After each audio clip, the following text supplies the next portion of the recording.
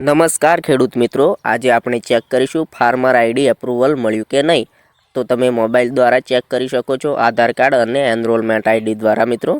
તો મિત્રો, આ ચેનલ પર આપણે રોજ કોઈ અવનવી માહિતી હોય તો તે લાવતા જ રહીએ છીએ, તો આપણી ચેનલને સબસ્ક્રાઈબ જરૂરથી કરી દેજો. તો અહીંયા તમારે સૌ પ્રથમ તમારા મોબાઈલમાં ગૂગલ અથવા ક્રોમ બ્રાઉઝર ખોલી લેવાનું છે અને અહીંયા ગૂગલ કે ક્રોમ બ્રાઉઝર ખોલી અને તમારે અહીંયા સર્ચ કરવાનું છે ફાર્મર રજિસ્ટ્રી ગુજરાત એવું સર્ચ કરવાનું છે.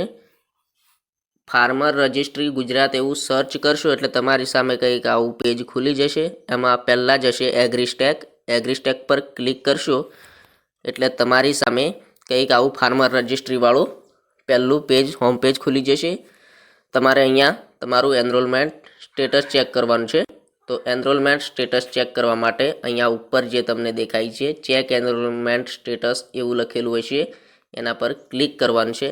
તમે આવું ક્લિક કરશો એટલે તમારે ચેક સ્ટેટસ એગેન્સ્ટ આવું કંઈક તમારી સામે પેજ ખુલી જશે. અહીંયા તમારે તમે એનરોલમેન્ટ આઈડી નાખીને અથવા આધાર કાર્ડ નંબર નાખીને તમારું સ્ટેટસ ચેક કરી શકો છો કે તમને એપ્રુવલ મળ્યું કે નથી મળ્યું.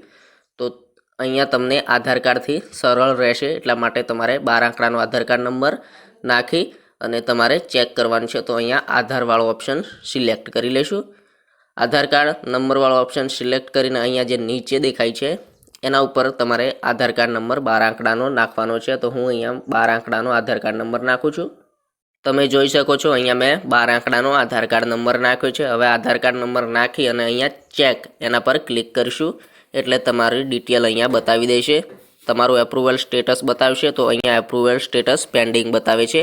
તમારે એપ્રુવલ મળી ગયું હશે તો એપ્રુવલ મળી ગયું છે એવું બતાવશે. અહીંયા એપ્રુવલ સ્ટેટસ પેન્ડિંગ બતાવે છે હાલમાં. અહીંયા ફાર્મરનું નામ બતાવશે તેમજ એનરોલમેન્ટ ડેટ બતાવશે કે તમે કઈ તારીખે એનરોલમેન્ટ નોંધાવ્યું, ફાર્મર રજિસ્ટ્રીની નોંધણી કરી. તેમજ અહીંયા નીચે છે એપ્રુવલ કે રિજેક્શન.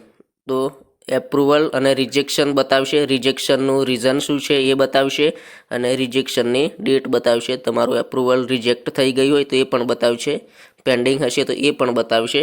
અહીંયા પેન્ડિંગ છે તો એ પેન્ડિંગ બતાવે છે.